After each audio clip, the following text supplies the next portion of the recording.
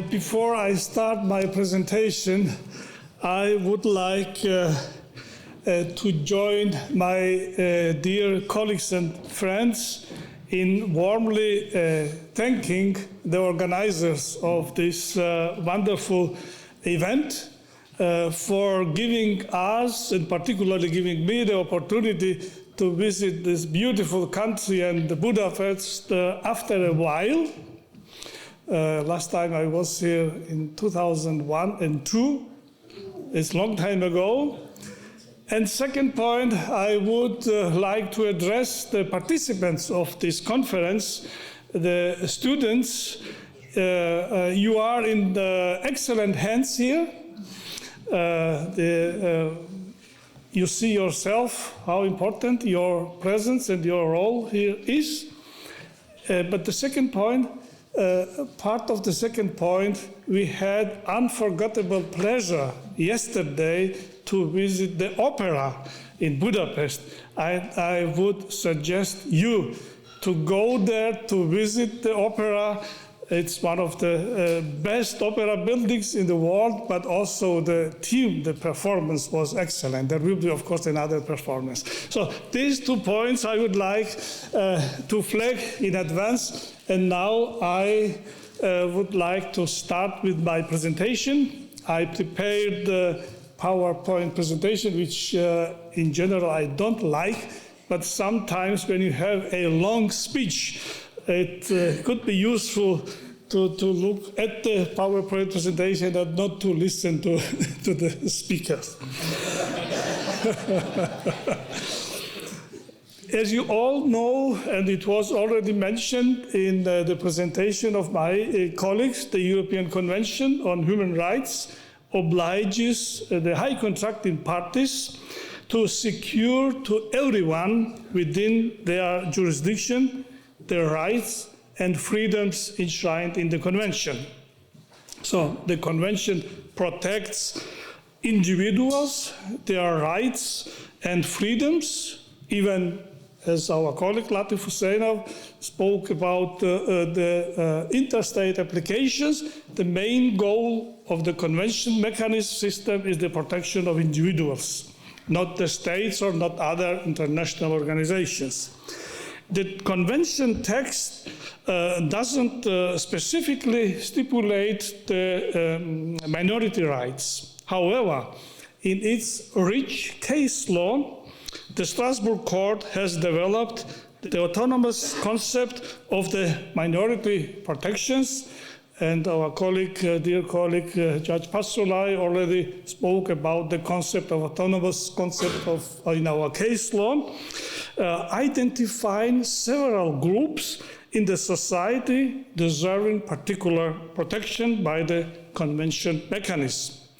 The court has extended Convention protection to several groups like language, national, religious, cultural, or sexual minorities. Their rights and freedoms have been dealt by the court under different articles of the Convention, and I will try to explain how the court deals with issues concerning those minorities. The first group is the language minorities. The language minority has been addressed by the court in different contexts and under different articles of the Convention. In the case of Roman versus Belgium, this is a judgment of the Grand Chamber of January 2019. I was privileged to be part of the composition. The court found a violation of Article 3, degrading treatment, and Article 5, Paragraph 1, compulsory confinement of persons of unsound mind of the Convention, since the respondent state breached the obligation of means in overcoming a linguistic obstacle to treatment of the mental disorders suffered by an individual in compulsory confinement. Of course, there is a question to what extent could court assess Article 3 in conjunction with language or minority language, but the applicant, who suffered from a severe mental disturbance, rendering him incapable of controlling his actions, had been held in compulsory confinement almost for 15 years, since 2004, in a specialized institution where there were no German-speaking staff, although the applicant himself spoke only German, one of the 3 official languages in Belgium.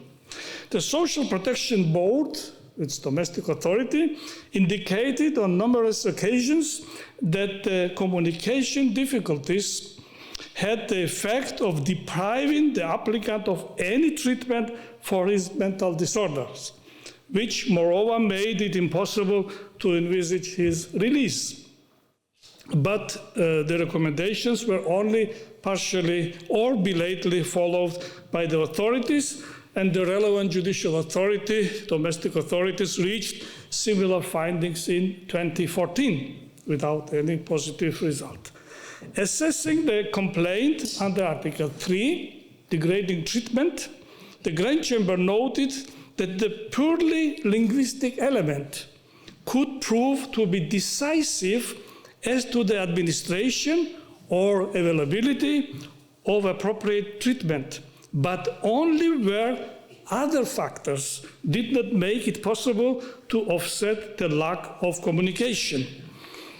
In particular, treatment was subject to cooperation by an individual concerned, and for the period from 2004 to 2017, the Grand Chamber did not identify any compensatory factors in this case to justify the lack of psychotherapeutic treatment.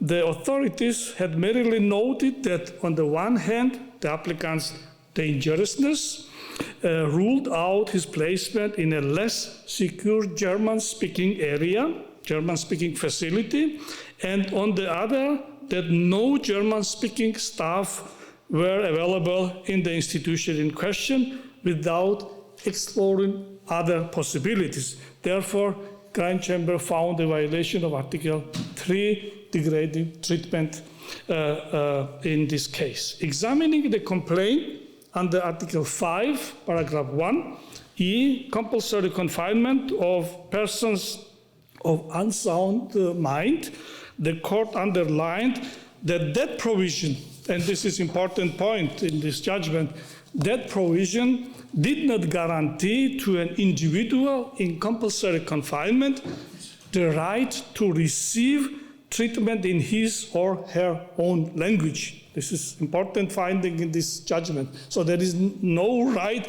to receive medical treatment in his or her own language.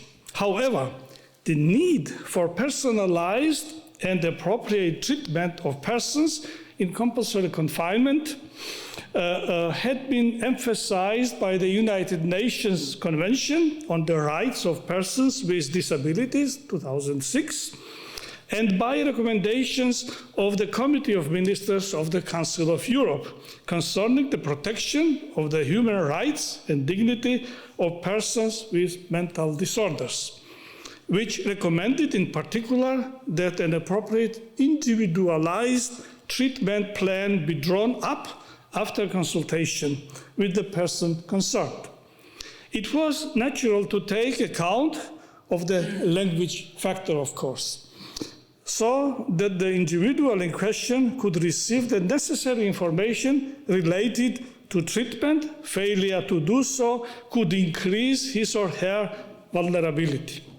In the period from 2004 to 2017, although, and this is an important point in this judgment, German was an official language among 2 other languages in Belgium, it was not often spoken in the region in which the institution in question was located. Furthermore, the applicable legislation did not require this type of institution to employ staff members who were bilingual in French and German.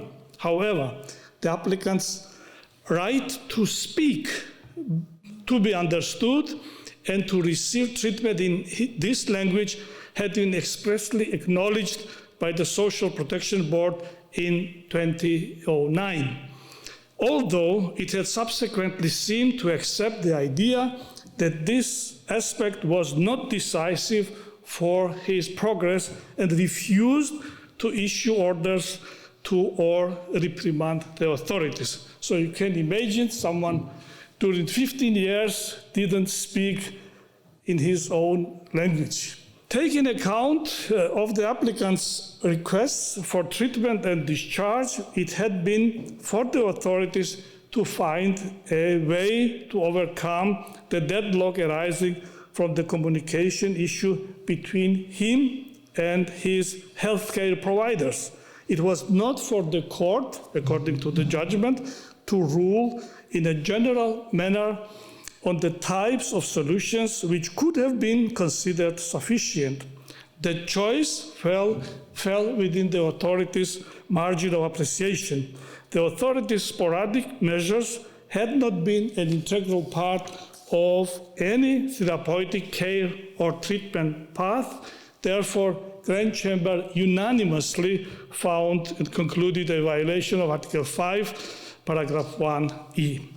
Now let me address other aspects of minority languages which deserve, in my view, particular attention, and this is concerning the language of instruction, language of education. In a famous, Belgian case, the name of the case is a case relating to certain aspects of the laws in the use of languages in education in Belgium, case dated from 1968. It is quite old case, but I will come back to this case because of its importance. The case is called as Belgian linguistic case. The court examined the applicant's complaint concerning the language of instruction, language of education under Article 2 of Protocol number 1, read in conjunction with Article 14, prohibition of discrimination of the Convention.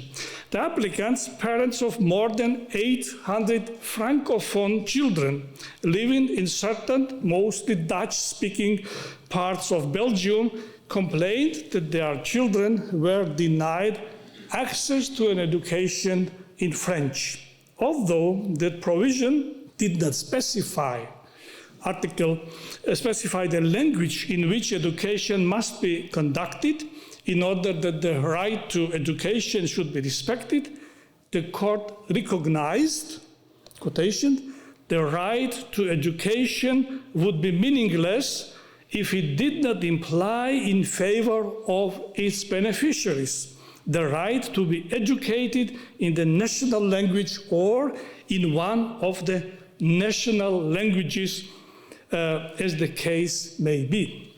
It further held that the second sentence of Article 2, Protocol number 1, did not require of states that they should, in the sphere of education or teaching, respect parents' linguistic preferences, but only their religious and philosophical convictions. Neither does Article 14, read in conjunction with Article 2 of the Protocol number 4, have the effect of guaranteeing to children or to their parents the right to obtain instruction, education in a language of their choice. The object of these two articles read together is to ensure that the right to education shall be secured to each contracting party, to everyone within its jurisdiction, without discrimination on the ground, for instance, of language.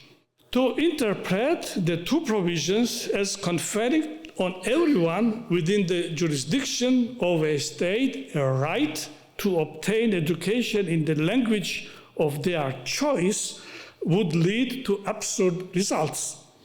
for it would be open to anyone to claim any language of instruction in any of the territories of the contracting parties. So it would be unreasonable. This was the main conclusion in this Belgian linguistic case. The court rejected the majority of the applicant's complaints with regard to the contested legislation and other points, even though French is one of the official languages in Belgium. The court thus endorsed Belgian policy of unilingual regions. Very few cases since dealt with the language of instruction in particular or language consideration in general. I will come back to those cases, but now I would like to address three cases in 2023 and 2024. The court dealt with the language of instruction of the Russian-speaking minority at schools, both public and private minority languages, in three cases against Latvia. And our dear colleague Mikola Glatowski was in the composition in all three cases, and I was only in one third case. The first case is Valiluina and others versus Latvia, 2023. In this case, the court examined the legislative amendments increasing the proportion of subjects taught in public schools in the only state language, Latvian language, and thus reducing the use of Russian at the language of instruction, and concluded no violation in this case. So in 2018, legislative amendments were passed providing that the proportion of subjects to be taught in the state language, as I said, in Latvian language, was to be increased in public schools in Latvia. The applicants were parents and children who identified themselves as belonging to the Russian-speaking minority in Latvia. They complained that the amendments significantly restricted the use of their mother tongue Russian, while the applicants, who were school pupils at the relevant time, had been pursuing an education in public schools in Latvia. They argued that the high proportion of subjects to be taught in Latvian had disproportionately affected them. In view of the applicants' argument that the choice of language of instruction in education was now covered by Article 2, Protocol number 1, the court was called upon to determine whether the conclusions drawn in the case, in the Belgian linguistic case, were applicable to the present case, and in that connection, whether there had been any further development of the court's case law, or any other applicable rules of international law or practice affecting the meaning and scope of Article 2 of Protocol number 1, did not specify the language in which education must be conducted, and did not require of states that they should, in the sphere of education or teaching, respect parents' linguistic preferences. So similar issues raised in other cases. Accordingly, the right enshrined by Article 2 of Protocol number 1, as already mentioned, did not include the right to access education in a particular language. It guaranteed the right to education in one of the national languages, or in other words, official languages of the country concerned.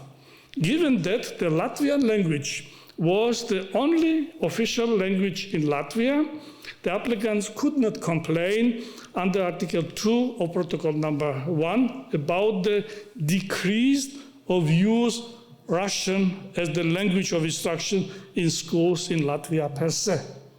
The applicants had not put forward specific arguments alleging that the restrictions would have had adverse consequences on them having a possibility of obtaining an education. Thus, this part of the application was declared inadmissible as incompatible ratione materiae.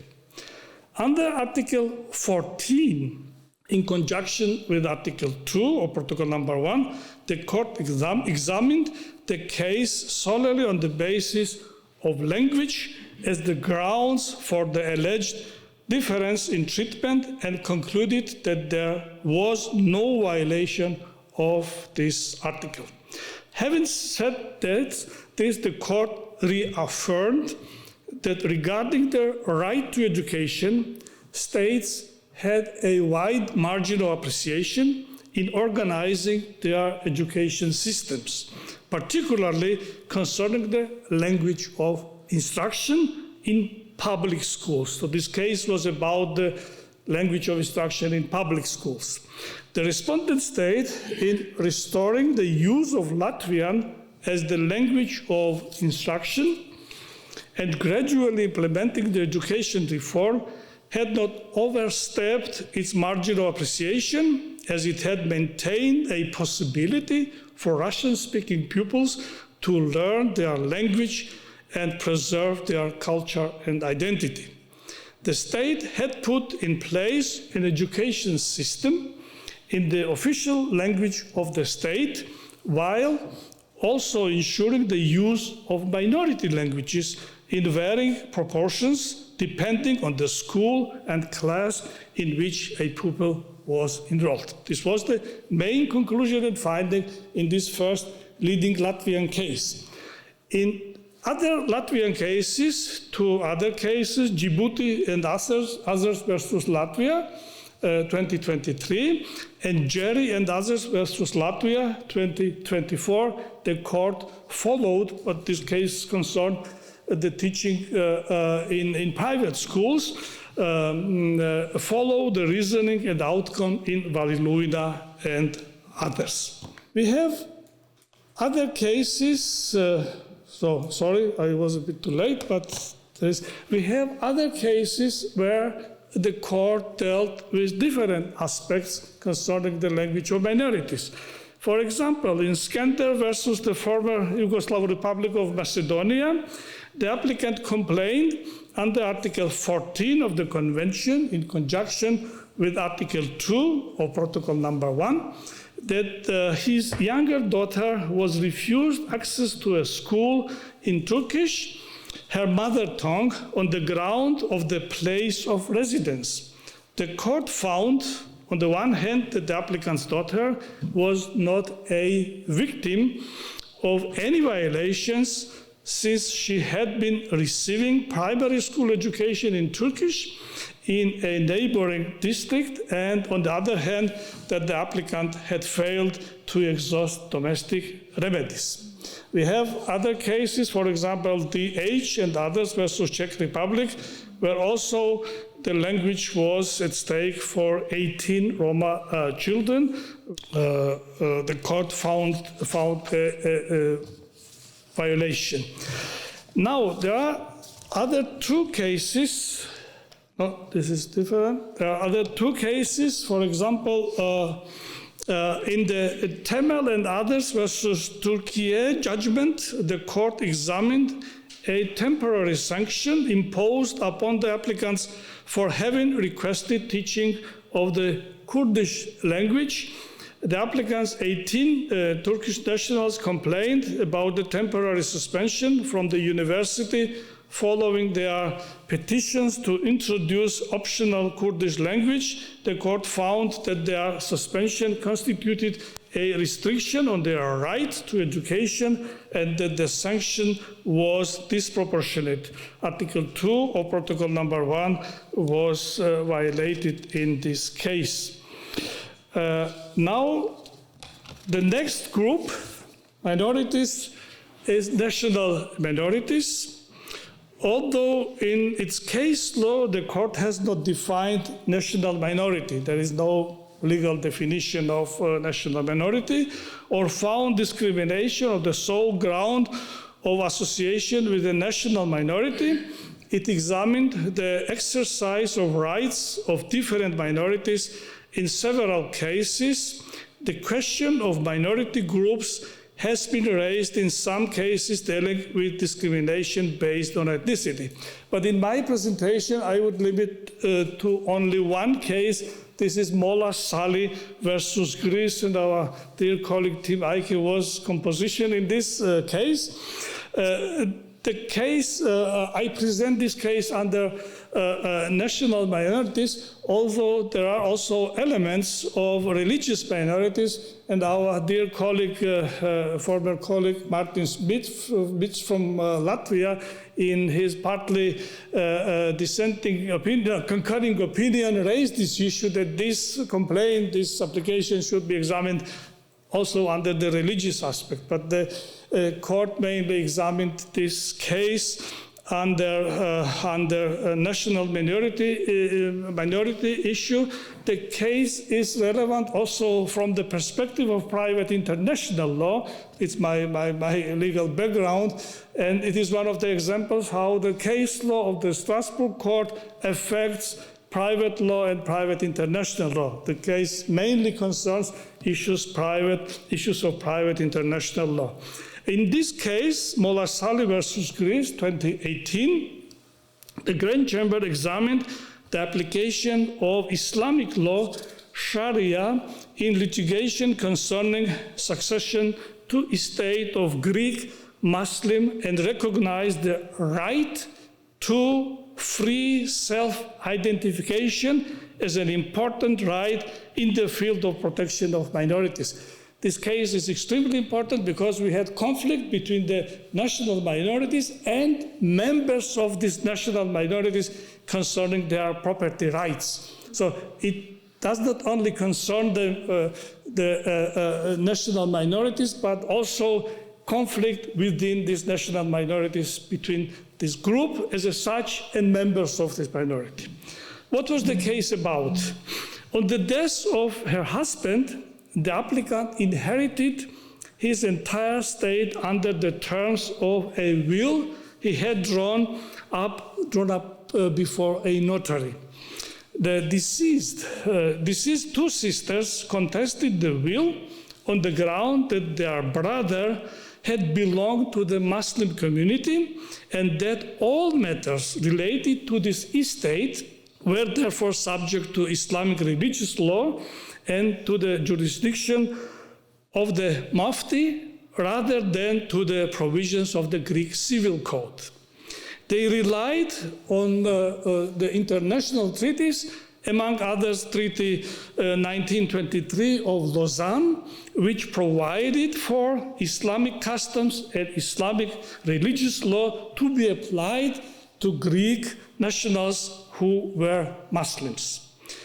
The Court of Cassation had found, the Greek Court of Cassation found, that the law applicable to the deceased estate had been the Islamic law of succession, which was part of domestic law and which applied specifically to Greek Muslims, thereby placing the applicant in a different position from that of a married female beneficiary of the will of a non-Muslim husband.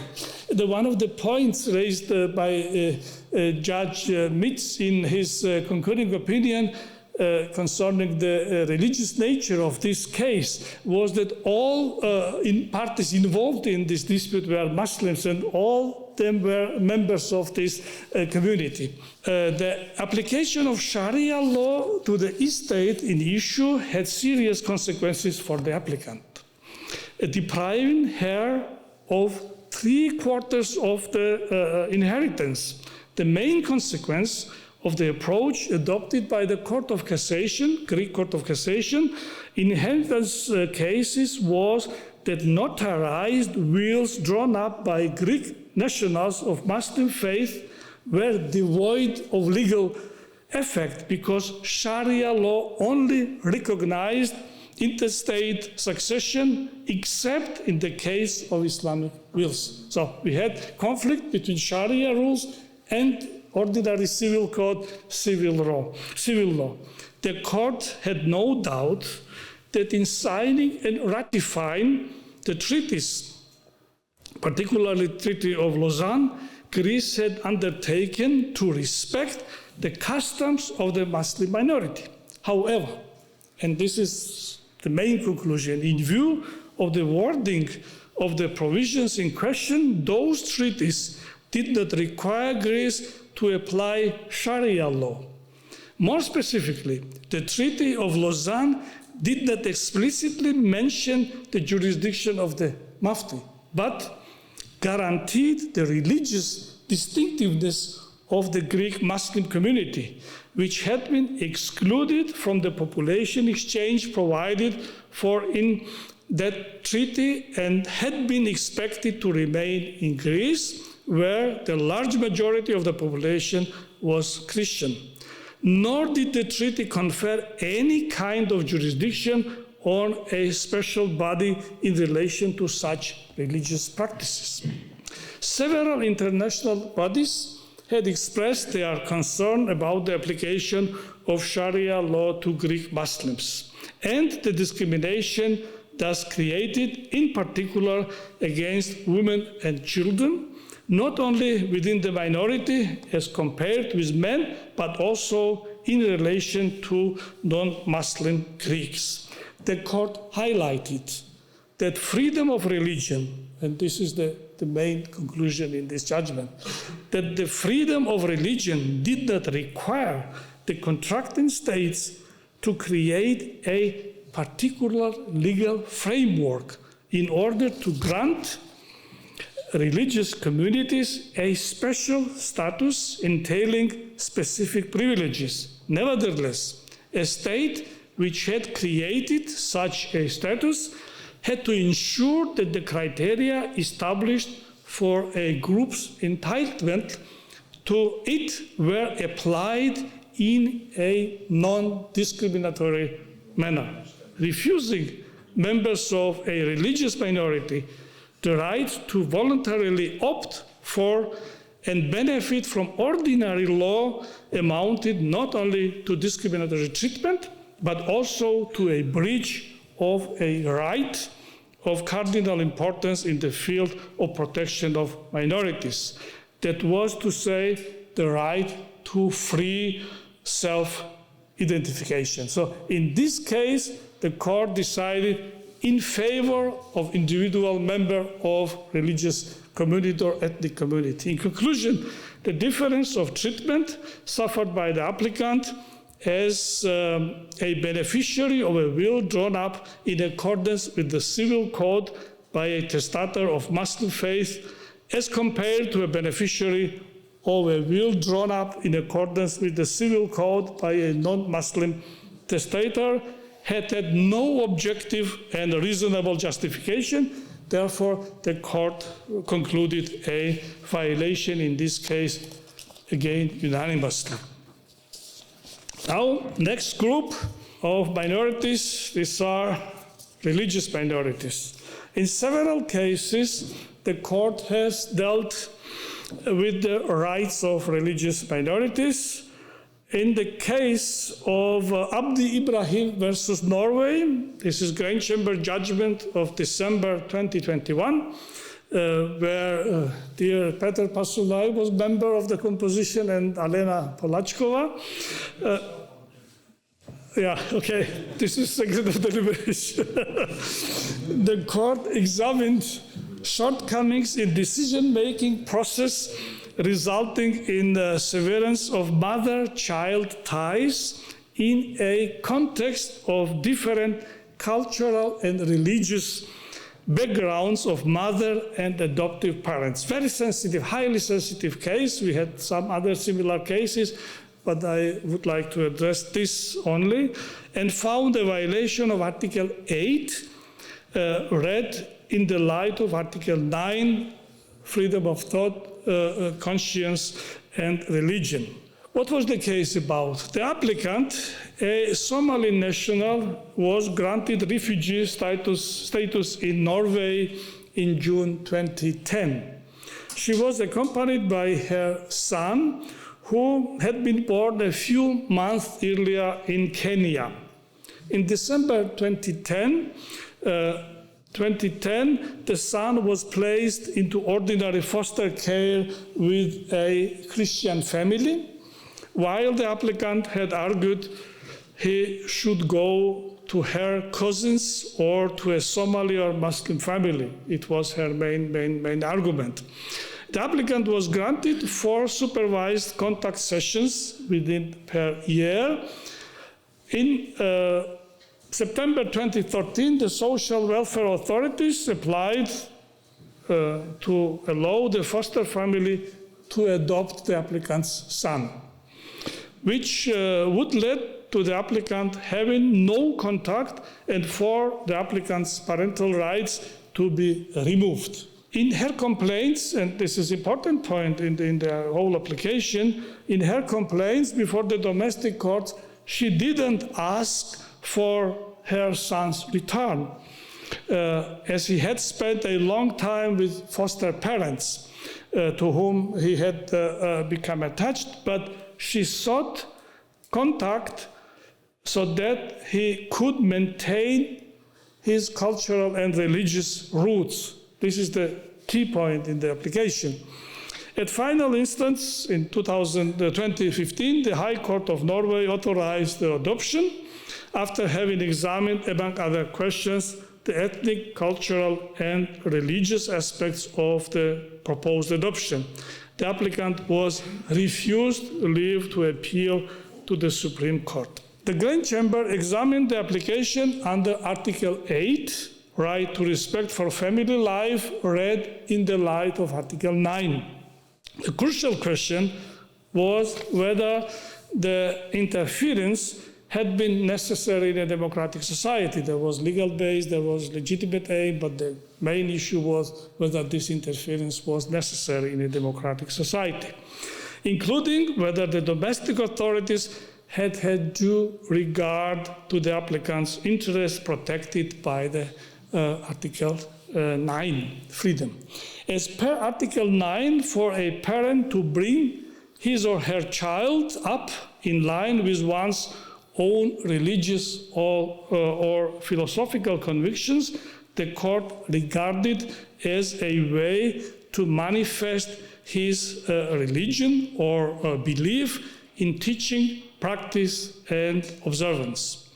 It was clear that when a child lived with his or her biological parent, the latter might exercise Article 9 rights in everyday life through the manner of enjoyment of his or her Article 8 rights. The compulsory taking into care of a child inevitably entailed limitations on the freedom of the biological parent to manifest his or her religious or other philosophical convictions in his or her own upbringing of the child.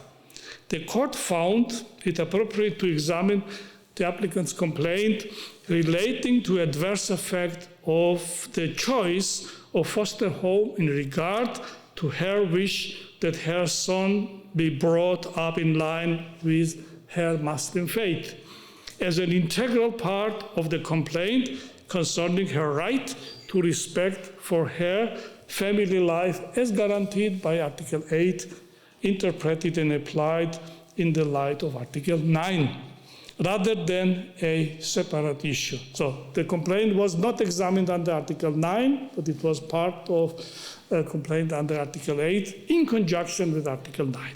So the court noted that the applicant's right under Article 8 of the Convention, as interpreted in the light of Article 9, could not be complied with only by ultimately finding a foster home which corresponded to her cultural and religious background. In this connection, domestic authorities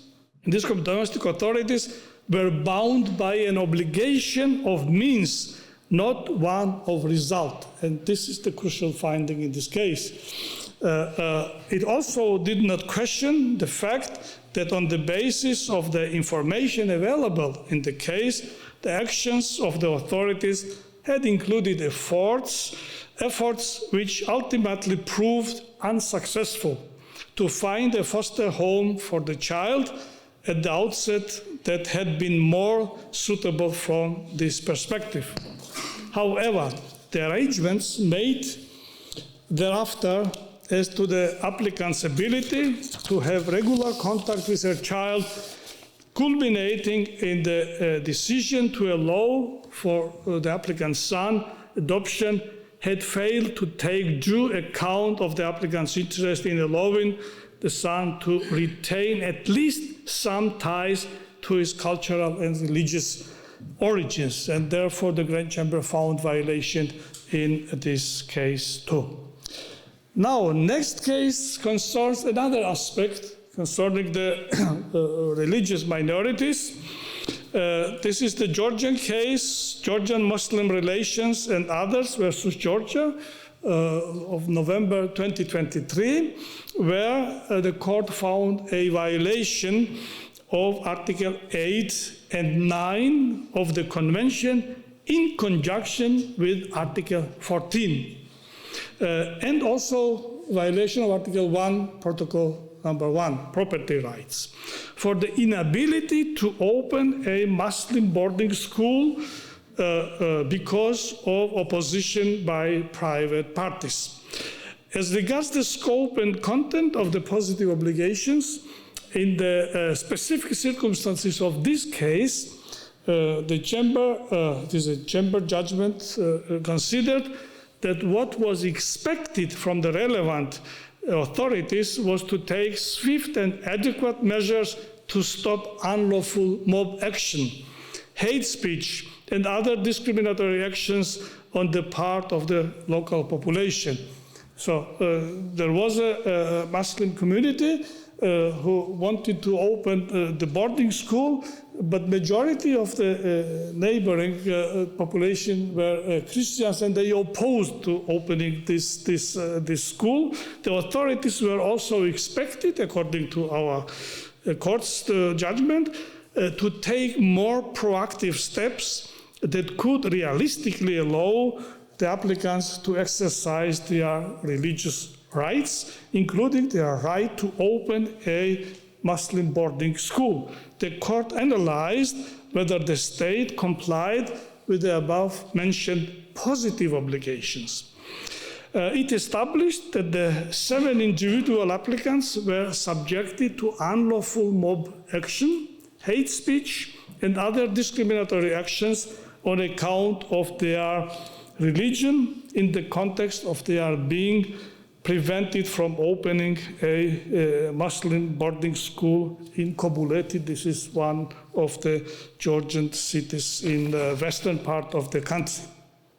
The court established the cumulative effect of the police not intervening to stop the discriminatory behavior and of the shortcomings in the investigation was that an openly religiously biased, violent acts remained without any legal consequences, and the applicants were not provided with the required protection against the interference with their private life, dignity, and religious beliefs.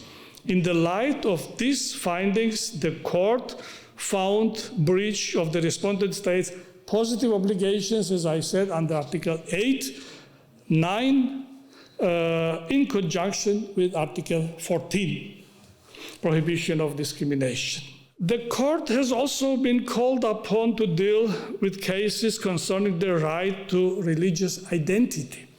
For instance, in the case of Sinan Işık versus Türkiye, the applicant complained of the denial of his request to have Islam on his identity card replaced by the name of his faith Alevi. It's a famous case, I think. The court found a violation of Article 9 in this case, freedom of religion, not on account of the refusal to indicate the Alevi faith on the applicant's identity card, but on the very fact that his identity card contained an indication of religion, regardless of whether it was obligatory or optional, which obliged the individual to disclose against his or her will information concerning an aspect of his or her religion or most personal convictions. Far from recognizing the right to have the levy, religious identity, recorded on the identity card, the court indicated that the deletion of the religion box on identity cards could be an appropriate form of reparation of the violation found. There are other cases, and I would skip them because, for example, the failure to grant a religious community access to meat from animals slaughtered in accordance with religious prescriptions may involve an interference with the right to manifest one's religion in observance within the meaning of Article 9. It's Shar Shalom Tzedek versus France. It's an old case from 2000. Ritual slaughter to provide the Orthodox Jews with meat from animals slaughtered in accordance with religious prescription. However, the court found no violation in this case. But there is another case. It's the court has held that the refusal of domestic courts to adjourn a hearing listed on a religious holiday may constitute an interference with the lawyer's freedom of religion. It's an interesting case, Francesco Sessa versus Italy, judgment from 2012.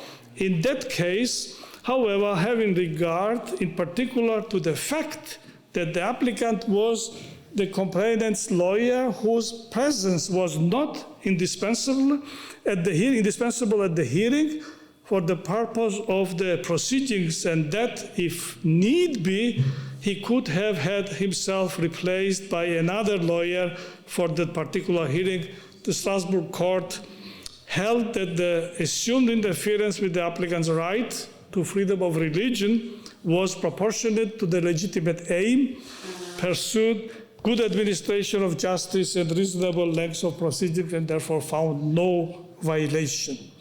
There are other cases concerning the wearing of religious symbols, but I would skip them. Next group, sexual minorities. The court examined various cases of interference with the private and family life of LGBTI community, applicants under Article 8 from the perspective of negative and positive obligations, both.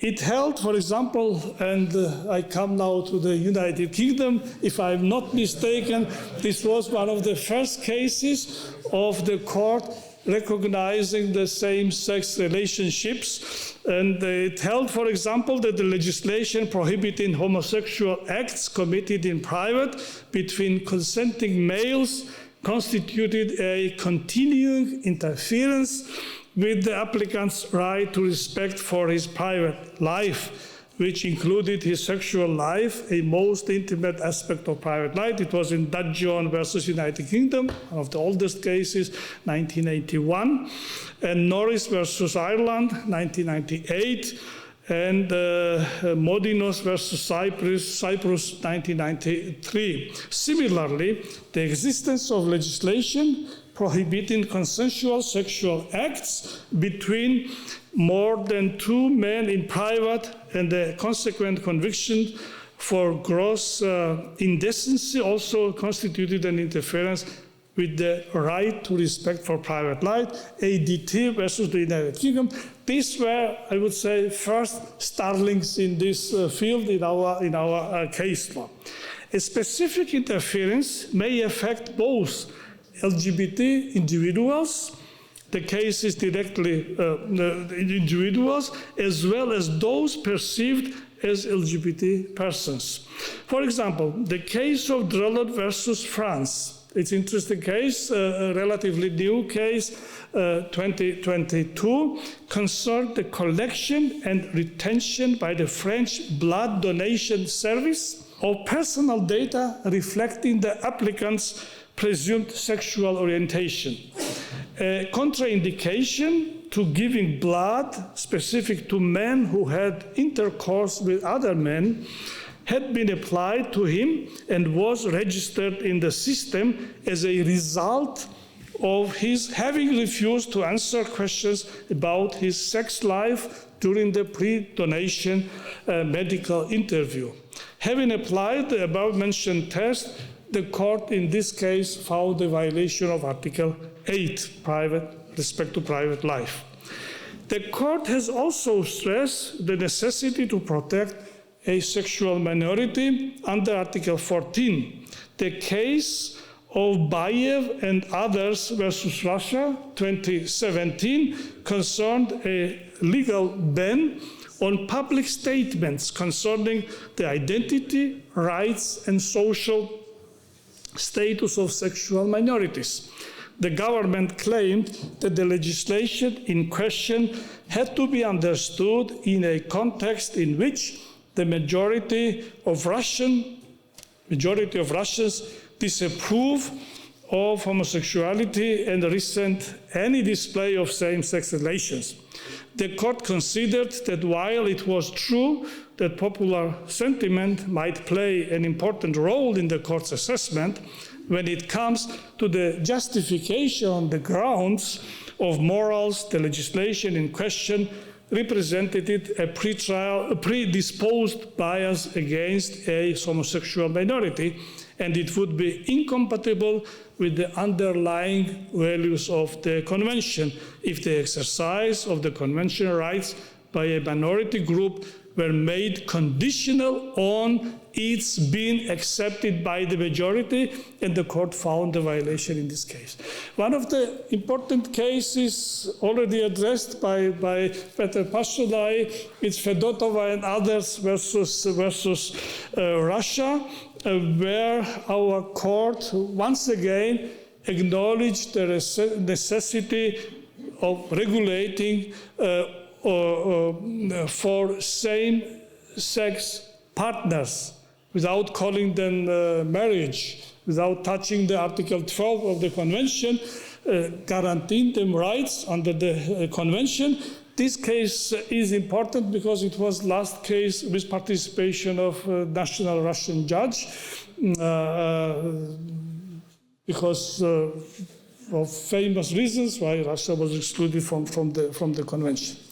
Now I will address some other cases, and my time is coming to an end.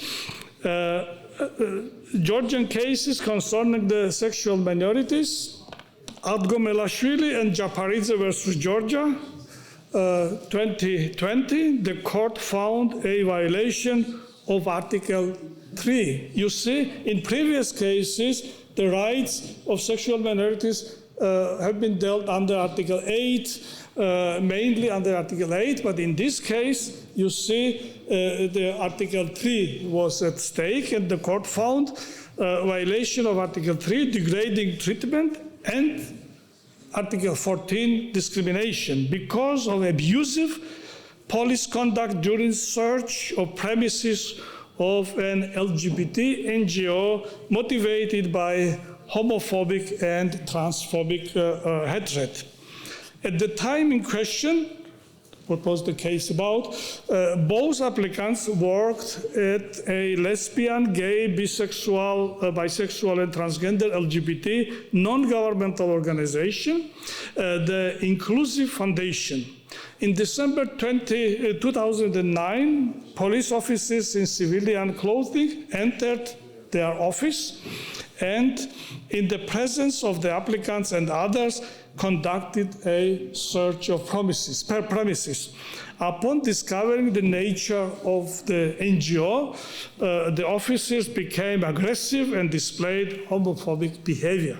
Article 14, in conjunction of Article 3, in the light of the police officers' conduct, the court established the impugned acts of the police officers had reached the requisite threshold of severity to fall within the ambit of treatment prescribed by Article 3 of the Convention, taken in conjunction with Article 14.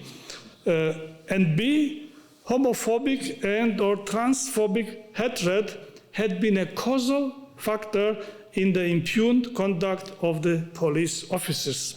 The police officers had willfully humiliated and debased the applicants as well as their colleagues by resorting to hate speech, by uttering insults such as sick people, perverts, etc., for everybody present in the office to hear. In addition, the behavior of certain police officers had also contained elements of threat. In sum, the wholly inappropriate conduct of the police officers during the search of the foundation's premises had been motivated by homophobic and transphobic hatred and must necessarily have aroused in the applicants a feeling of fear, anguish, and insecurity, which were not compatible with respect for their human dignity, and the court unanimously found a violation. The court also found unanimously a violation of Article 3 under its procedural limb. So in this case, the court found a violation of both limbs of Article 3, substantive limb and procedural limb, read in conjunction with Article 14, in that the respondent state's investigation into the applicant's allegations of ill treatment with discriminatory intent had been ineffective. Next case, it's again Georgia, against Georgia. It's the case Identoba and others versus Georgia, 2015. The court noted that the applicants had been the target of hate speech again and aggressive behavior when they were attacked during a march to mark the International Day Against Homophobia in Tbilisi. The applicants had been surrounded by an angry mob that outnumbered them and was uttering death threats and randomly resorting to physical assaults, demonstrating the reality of the threats and that a clearly distinguishable homophobic bias played the role of an aggravating factor in a situation which was already one of intense fear and anxiety. The respondent state's obligation, again, obligation to investigate.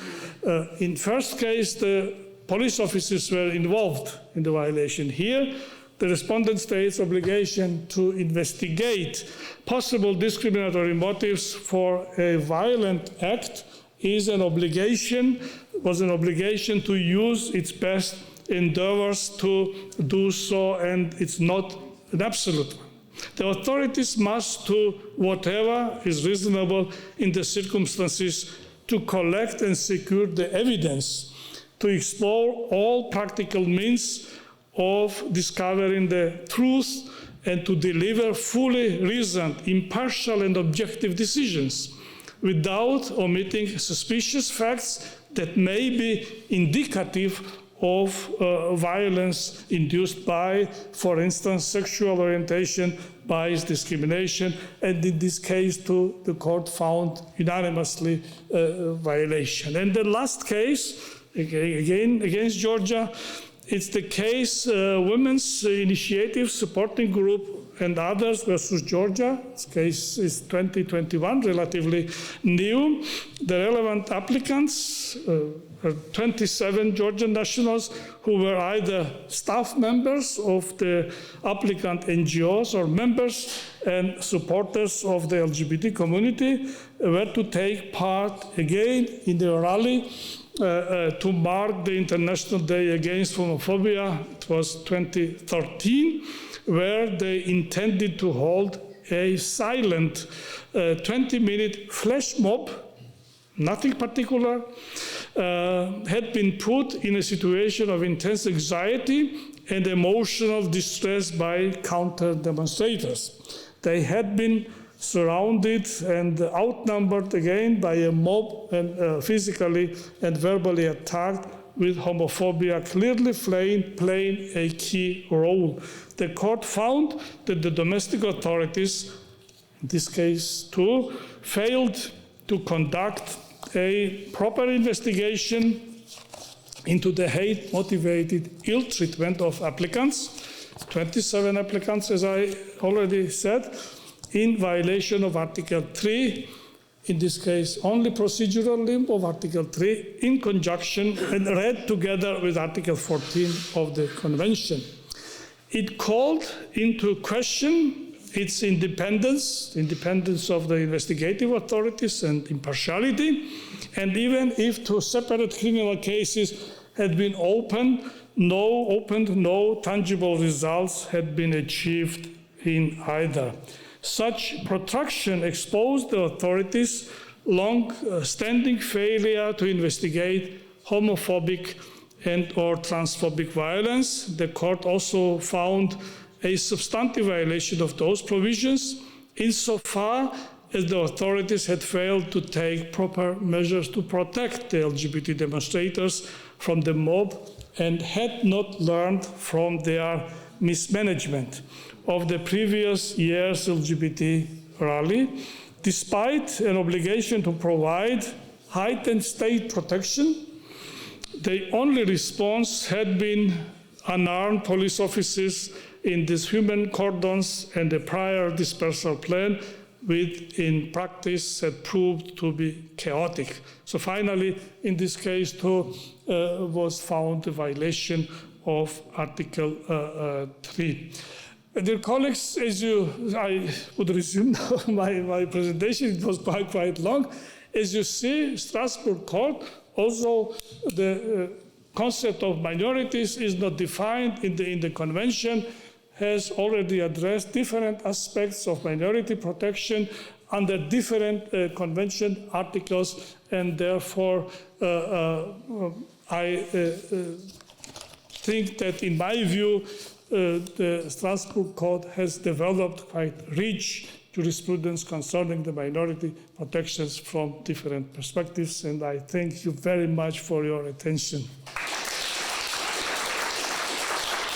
Dear Justice, dear Professor Chanturia, thank you so much, first of all, as to your presentation and detailed overview over the different types of minorities.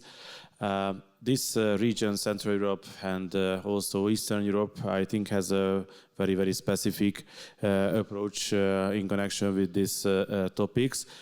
And the questions of our experts also reflect this approach. If I may, I would like to present some of them. The first is connected to the national minorities' rights. And the question, is there a need for an additional protocol to the ECHR that would directly guarantee national minorities' rights? The court, the European Court of Human Rights, has numerous cases concerning the protection of national minorities, but their rights are currently protected indirectly. Would an additional protocol compel states to effectively respect minorities' rights, or are other reforms necessary? Thank you very much, first of all, for the questions. Always the questions reflect and display the interest of participants to the topics. This question indirectly has already been addressed by Team Eike. It is not for the judges to discuss issues concerning the additional protocols, concerning the reform of the Convention. But of course, we have also our own opinion, and we have right also to express them. As you have seen, the minorities issues have been addressed under different Convention provisions. So under Article 8, under Article 9, under Article 14. And there are also several Council of Europe conventions concerning the minority rights, concerning the regional languages. There is a framework convention for the protection of the ethnic minorities, if I'm not mistaken, 1994. So there are several international conventions and documents protecting and guaranteeing the rights of minorities. As regards the additional protocol to the convention, in order to protect the minority rights, I don't see for the time being the need for such an additional protocol because, as I tried to explain, many aspects of minorities protection have already been addressed by our courts from different perspectives. If I'm not mistaken, their rights are perfectly protected by our convention. At least they are protected, if not perfectly protected. And also, as you see, the methodology of the court, the living instrument doctrine, supports the court to find the new ways how to protect the rights of the minorities, and therefore I think for the time being the court has all instruments to protect minorities under the convention and its additional protocols. But of course, nothing is impossible, and there will be, of course, further discussions on this issue, how to improve the framework in order to protect the minorities' rights. But for the time being, I see no necessity for an additional protocol concerning the minorities' rights. Thank you so much. So the second question, it's also connected to the minorities issues, the language rights, for example. It is possible to strike a balance between the protection of minority rights and respect for state sovereignty in sensitive issues such as autonomy or language rights. This is part of the topic which has already been addressed by our colleagues, the principle of subsidiarity and the court's role. Of course, we as an international organization always try to strike the fair balance, of course, within the convention, between the states' legitimate interests, relying on the concept of marginal appreciation, and of course to protect the individual's rights.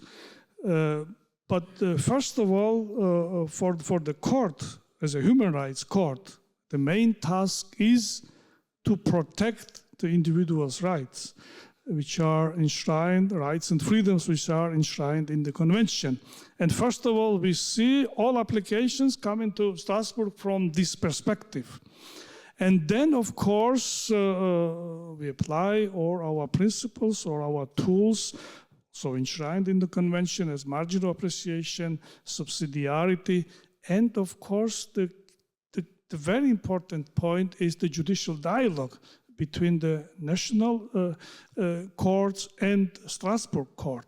And it was already addressed by our colleagues, if you see that the domestic court's decisions are well reasoned, they are in line with the convention standards, they bring good arguments in their judgments, we accept them. And we don't see the need to change them. And therefore, as I said, the Article 1 of the Convention obliges the member states, this is their primary obligation, to guarantee the rights and freedoms enshrined in the Convention. Our role is subsidiary. And it concerns also language issue. And equally, we try, of course, we have to protect also states' sovereignty, member states' sovereignty. Without member state sovereignty, without their legal framework, it would be impossible to protect human rights.